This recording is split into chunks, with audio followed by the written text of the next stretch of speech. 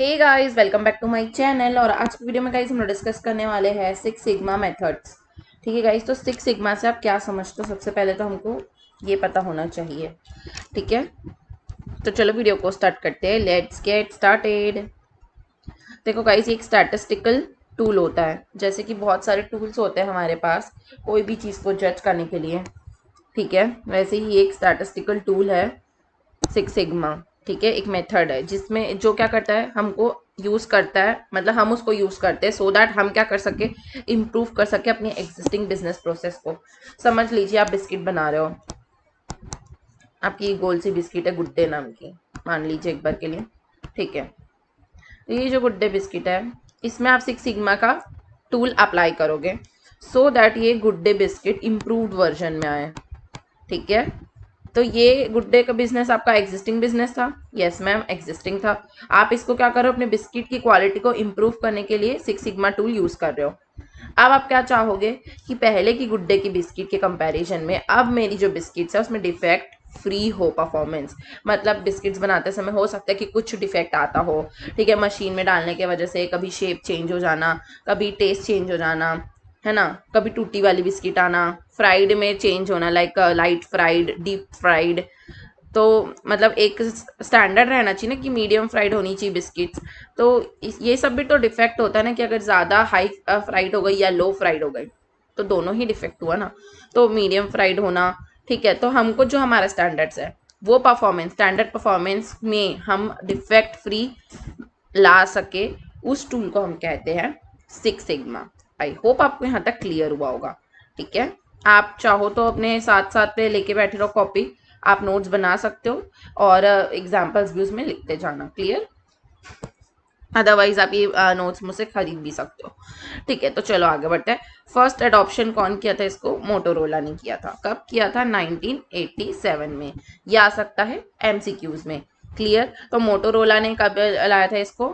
1987 में लाया था। ठीक है, वो क्या चाहते थे कि कम से कम डिफेक्ट हो जब हम मैन्युफैक्चर करते हैं, तो जो बिस्किट्स है वो एकदम परफेक्ट आए। तो इस वजह से उन्होंने ये वाला प्रोविजन लाया था। देखो, सबसे पहले ना क्या होता है कि एक एरोप्लेन रहती है। ठीक है, अब हमेशा याद रखना, जब पायलट जब सीखता है ना एरोप्लेन चलाना, तो उसको स्टैंडर्ड में सिखाते हैं कि इतनी रोड है, आपको इतने में लैंडिंग करनी है, इतने एरिया में ही लैंड करना है, इससे बाहर लैंडिंग नहीं होना चाहिए। अगर आप परफेक्ट प्लेस पे लैंड करते हो तो आपको कहा जाएगा कि yes, you have fulfilled six sigma. Clear? तो देखो ये डायग्राम में ये जो एरोप्लेन है उसको यहाँ लैंड करना है, तो वो क्या बोल रहे हैं कि आपको यहाँ से लेके यहाँ तक में ही आप लैंड कर सकते हो। ठीक है, half width of landing strip. अगर आप ये पूरी ये लैंडिंग स्ट्रिप है, अब प्लेन तो देखो कितनी सा, और ये स्ट्रिप कितनी लंबी है, तो लोगों से गलती होती है, उस वजह से तो स्ट्रिप बड़ी बनाना पड़ेगा ना। फॉर एग्जाम्पल, इतनी बड़ी आपकी एरोप्लेन है और मैं इतनी बड़ी ही स्ट्रिप बना दूंगी, तो गलती होगी तो क्या घास में चलाओगे आप एरोप्लेन को? अगर यहाँ पे घास उगी तो, है ना, तो उस वजह से स्ट्रिप को बड़ी बनाना पड़ता है। तो स्ट्रिप तीन गुनी है। ठीक है, या दुगनी है, मान लेते हैं डबल है, स्ट्रिप डबल है हमारी, एरोप्लेन के साइज से स्ट्रिप डबल है। तो अगर आप हाफ डिस्टेंस में, मतलब ये अगर double the area of aeroplane है, तो अगर आप इतने जगह पे लैंड कर पा रहे हो तो हम मान लेंगे कि yes, you have fulfilled six sigma. मतलब आप इतने प्रोफेशनल हो, स्पेशलिस्ट हो कि आप आधे जगह पे उसको लैंड कर पा रहे हो जहाँ पे परफेक्टली होनी चाहिए। वो तो सेफ्टी मेजर्स की वजह से इधर इधर थोड़ी एक्स्ट्रा छोड़नी पड़ती जगह। ठीक है, तो देखो पायलट अगर हमेशा लैंड करेगा हाफ लैंडिंग स्पेस के में, तो उसको मानेंगे कि उसके पास ऐसी कैपेबिलिटीज है जो सिक्स सिग्मा में होनी चाहिए। आई होप यहाँ तक क्लियर हुआ होगा। ठीक है, अब अपन कुछ बेसिक चीज़ें देख लेते हैं, 5 स्टेप्स। सबसे पहले ना आपको प्रोसेस को इम्प्रूव करने के लिए अपना एक गोल बनाना पड़ेगा। गोल क्या है हमारे पास?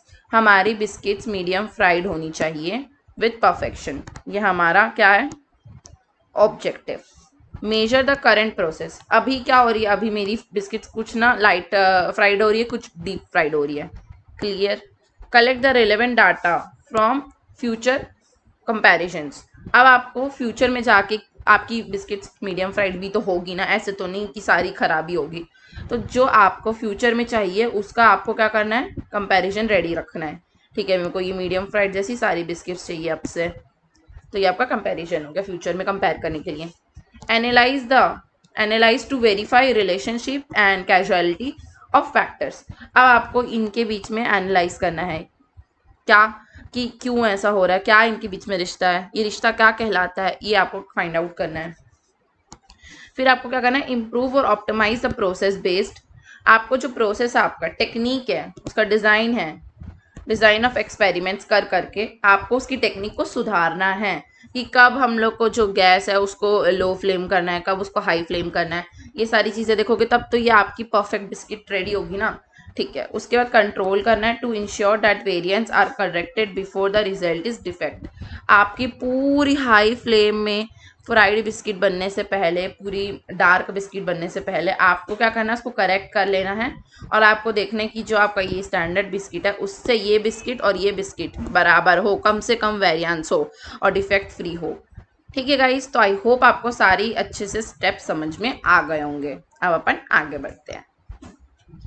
की role required for successful implementation of six sigma.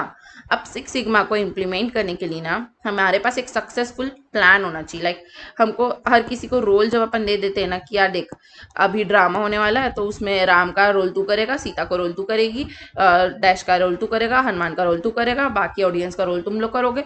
तो ऐसा टाइप का अगर आप सबको असाइन कर दोगे कि ये काम तुम्हारा है तो काम जल्दी और परफेक्ट होगा, क्योंकि सब लोग को अपने अपने काम के लिए अकाउंटेबल होगे ना। हाँ, मेरे को अपना पूरा अच्छे से रोल करना है, मेरे को टीम वर्क के साथ चलना है, प्लस मेरे को अपना कैरेक्टर भी अच्छे से निभाना है। ठीक है, तो वैसे ही अब हम लोग पढ़ने वाले हैं और ये बहुत इंपॉर्टेंट है। एग्जाम पॉइंट ऑफ व्यू से इसमें से आता ही है, या तो आपको आ जाएगा उसमें MCQs फिलअप्स में, या तो फिर क्वेश्चन भी आ सकता है इसमें से। तो थोड़ा इंपॉर्टेंट है, ध्यान से समझना। देखो, सबसे पहले कौन होता है, एग्जीक्यूटिव लीडरशिप। ये लोग कौन होते हैं, जो हमारे घर वाले होते हैं। जैसे अपन घर का एग्जाम्पल लेते हैं, इसमें हमारे घर का एग्जाम्पल लूँगी तो आपको अच्छे से क्लियर होते जाएगा साथ साथ भी। ठीक है, चलो घर के एग्जाम्पल में अपना है सबसे पहले एग्जीक्यूटिव लीडरशिप, मतलब इंक्लूड CEO एंड अदर की टॉप मैनेजमेंट, मतलब दादाजी लोग। ठीक है, अपने घर में दादाजी, दादी जी, ठीक है, ये लोग जो होते हैं, इन लोग कौन होते हैं, हमारे घर के CEO होते हैं। टॉप मैनेजमेंट टीम होती है, इनकी टीम में कौन कौन होते हैं, अदर मेंबर्स भी होते हैं। ठीक है, तो ये लोग क्या आते हैं, ये लोग रिस्पॉन्सिबल रहते हैं कि हमारा जो फैमिली का विजन है वो अच्छे से इम्प्लीमेंट हो। क्लियर, तो ये आप समझ गए एग्जीक्यूटिव लीडरशिप कौन हुआ, दादा दादी हुए और उनके साथ और भी मेंबर्स है। ठीक, देन चैंपियंस कौन होते, are responsible for six sigma implementation across the organisation in an integrated manner. मतलब सही तरीके से सिक्स सिग्मा का पूरी जिम्मेदारी किसके ऊपर होती है, चैंपियंस के ऊपर होती है। मतलब कौन हुए, ये अपने पापा, मम्मा, चाचा चाची, ताऊ ताई, ठीक है, काका काकी, ये लोग जो होते हैं उन लोग क्या होता है, चैंपियंस होते हैं, जो कि फुल रिस्पॉन्सिबिलिटी लेते हैं कि हमको ये वाला जो हमारे पेरेंट्स ने टास्क दिया है वो फुलफिल करना ही है। मतलब चिंटू की शादी फॉर एग्जांपल मान लेते हैं, तो चिंटू की शादी का सपना देखा दादा दादी ने कि हमको अपने बच्चे चिंटू की शादी करवानी है। ठीक, तो मम्मा पापा जुट जाएंगे अच्छी लड़कियों को ढूंढने में। ठीक है, उन लोग का क्या रहेगा, उनके पास इनका विजन हो गया कि चिंटू की शादी हमारा विजन है। अब चैंपियंस जो रहेंगे वो लोग क्या करेंगे, चिंटू की शादी के लिए पूरी जिम्मेदारी उठा लेंगे कि शादी का कैसा अरेंजमेंट होगा, लड़की कौन ढूंढ के लाएगा, बाकी की सारी फैसिलिटीज जो भी रहती है वो सारी चीज़ें देखना है। क्लियर, फिर ठीक है गाइस, तो मास्टर्स कौन होते हैं, मास्टर्स वो होते हैं जैसे कि अपन इसमें एग्जांपल लेते हैं, शादी जो करवाने वाले लोग नहीं होते, कोई कोई लोग होती है कुछ स्पेशल मेंबर्स होते हैं जैसे कि हमारे सोसाइटी के, उन लोग शादी में एक्सपर्ट रहते हैं, उन्हीं लोग ढूंढ ढूंढ के लाते कि ये बेस्ट लड़का आपके बच्चे के लिए, बेस्ट लड़की आपके बच्चे के लिए। ठीक है, तो उस टाइप के जो एक्सपर्ट्स नहीं होते, जो लोग अपना 100% टाइम जो रहते हैं वो अपना शादियों में ही देते हैं कि नहीं शादी कराना ही हमारा मकसद है। लाइक मैरिज ब्यूरो टाइप के लोग भी होते हैं ना। ठीक है, तो मास्टर्स कौन होते हैं, वो लोग क्या होते हैं, चैंपियंस। मतलब मम्मा पापा उनको काम देते हैं कि देखो चिंटू की शादी के लिए हमको एकदम बेस्ट लड़की चाहिए। ठीक है, वो लड़की ऐसी लड़की चाहिए, वैसी लड़की चाहिए करके सब बताते हैं उनको। ठीक है, तो वो लोग क्या करते हैं, वो लोग एक्सपर्ट्स को ढूंढ के लाते हैं जो लोग उनको 100% टाइम डिवोट करें। मतलब शादी के लिए, आपके बच्चे के लिए बच्ची ढूंढना ही उनका 100% काम रहेगा। ठीक है, तो उसको अपन कहते हैं मास्टर्स। वो लोग इस काम में उनका मास्टरी रहता है। ठीक, देन होते हैं expert. This is the level of skill use for primarily without any aerospace और डिफेंस बिजनेस सेक्टर्स। ठीक है, एक्सपर्ट्स जो रहते हैं ना उनके पास एक्सपर्ट स्किल्स होती है। जैसे कि अब ये तो अपन इनफॉर्मल एग्जांपल लिए शादी का, फॉर्मल में अगर देखा जाए तो स्किल्स भी चाहिए रहता है ना गाइस, जैसे कि अगर आप मेरे को सीएमए पढ़ाना है तो I should read CMA first of all, then I can teach ना। वैसा टाइप का स्पेशल स्किल है मेरे पास, तब जाके तो मैं पढ़ा पा रही हूँ ना आप लोग को। वैसे ही कोई भी काम करने के लिए एक स्पेशल स्किल होना चाहिए, है ना। तो वो स्पेशल स्किल किस में होती है? एक्सपर्ट्स में होती है, ठीक है। वो लोग उसी सेक्टर में एकदम एक्सपर्ट रहते हैं, क्लियर। Then black belt.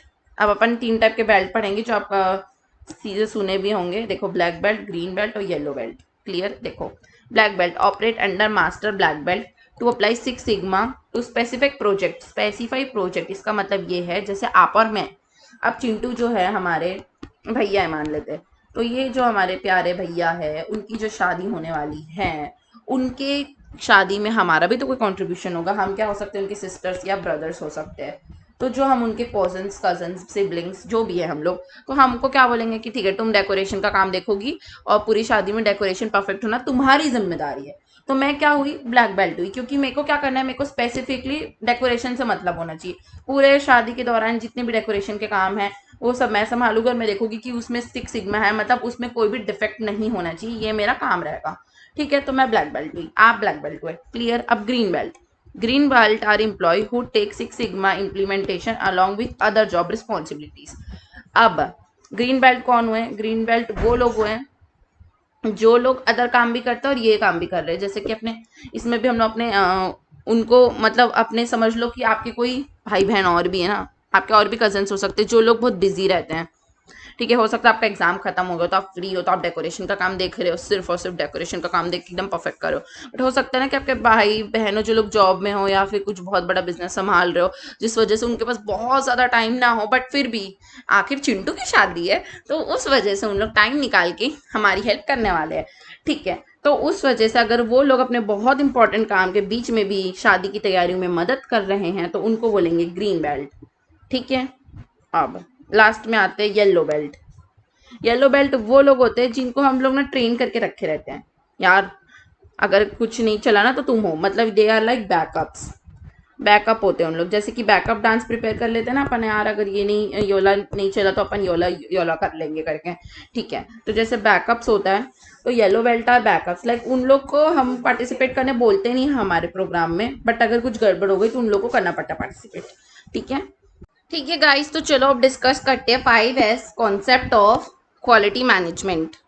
तो गाइस ये बहुत ज़्यादा इंपॉर्टेंट है और एग्जाम में बहुत आता ही है, इसमें से कुछ भी आ सकता है, फिल अप एमसीक्यूज क्वेश्चंस कुछ भी एक्सपेक्ट कर सकते हो आप, ठीक है। तो देख लेते हैं। सबसे पहले सीरीन, सिटॉन, सीसू, सित्सकू और शिट्सुके, ठीक है।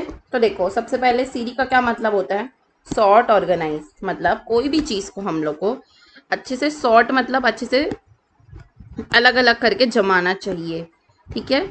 ये क्वालिटी मैनेजमेंट का कॉन्सेप्ट है, ठीक है। ये जापानीज टर्म है, सारा जापान से उठाया गया है ये सारे टर्म्स, इसलिए ऐसा अजीब से है, क्लियर। अपन को सिर्फ इसको याद करना है सो दैट हमारे स्कोर अच्छा है एग्जाम में, क्लियर।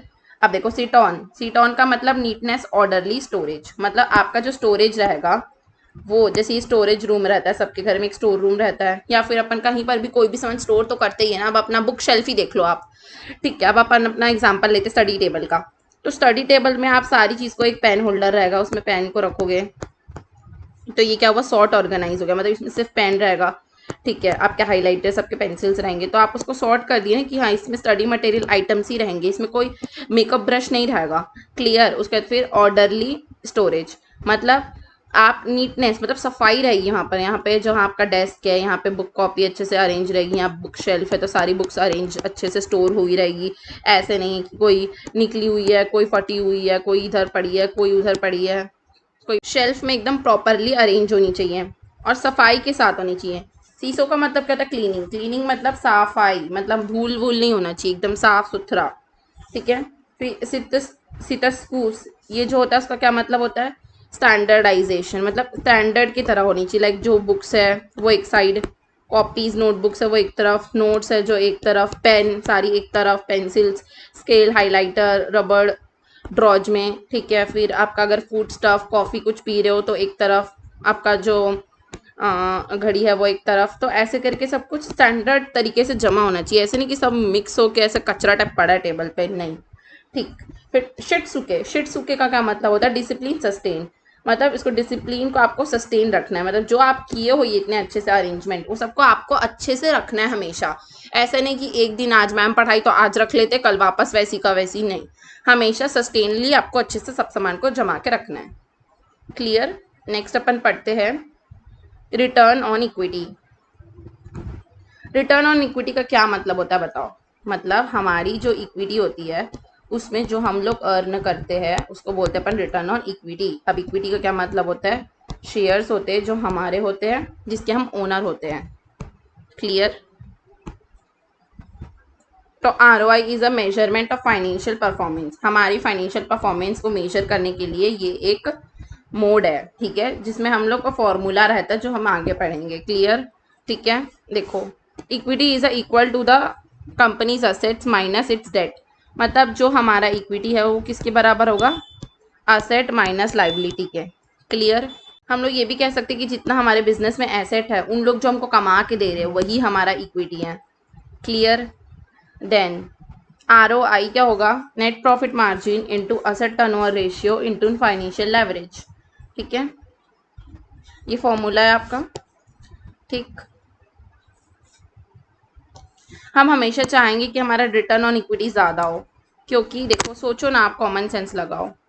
आपके पास एक असेट है जो कि एक लैंड है, तो आप चाहोगे ना कि लैंड ज़्यादा से ज़्यादा कमाए। अगर वो ज़्यादा से ज़्यादा लैंड कमाएगा तो आपकी अर्निंग बढ़ेगी, तो आपका रिटर्न ऑन इक्विटी, ये समझ लो इक्विटी मान लीजिए एक बार के लिए, ये शेयर से मान लो, ठीक है, तो आप चाहोगे ना हमेशा कि आपकी जो शेयर्स है वो ज़्यादा से ज़्यादा कमाए, तभी आपको ज़्यादा से ज़्यादा रिटर्न मिलेगा। ठीक है, तो ये हम ज़्यादा से ज़्यादा बढ़ाना चाहते हैं हमेशा। ठीक है, तो जनरेट हायर नेट मार्जिन, अगर आपको बढ़ाना है तो उसके लिए आपको हायर नेट प्रॉफिट मार्जिन रखना है। ठीक है, आपको क्या करना है, ज़्यादा से ज़्यादा एसेट को यूज़ में लेना है ताकि वो लोग ज़्यादा से ज़्यादा सेल्स जनरेट कर पाए। और आपका फाइनेंशियल लेवरेज जो रहता है, फाइनेंशियल लेवरेज मतलब रिस्क होता है, तो जो आपका फाइनेंशियल रिस्क है उसको भी आप बढ़ाओगे, तब तो देखो यार, रिस्क है तभी अपन बिजनेस चला सकते हैं। आप रिस्क नहीं उठाओगे तो आप ज़्यादा नहीं कमा पाओगे लाइफ में। अगर हमको शेयर मार्केट में भी ज़्यादा कमाना होता है तो हम कैलकुलेटिव रिस्क लेते ही है, तो रिस्क लोगे तब तो आपको रिटर्न बढ़ेगा। क्लियर। तो आई होप गाइस आपको ये चैप्टर अच्छे से क्लियर हो गया होगा। इस चैप्टर की आखिरी वीडियो थी, इसके बाद गाइस हम लोग नया चैप्टर स्टार्ट करेंगे। तो अगर आपको इस तरीके की अमेजिंग वीडियोस देखनी है तो प्लीज़ लाइक कर दो, चैनल को सब्सक्राइब कर दो और सारे फ्रेंड्स के साथ शेयर कर दो। Thank you so much for watching this video. Bye bye guys.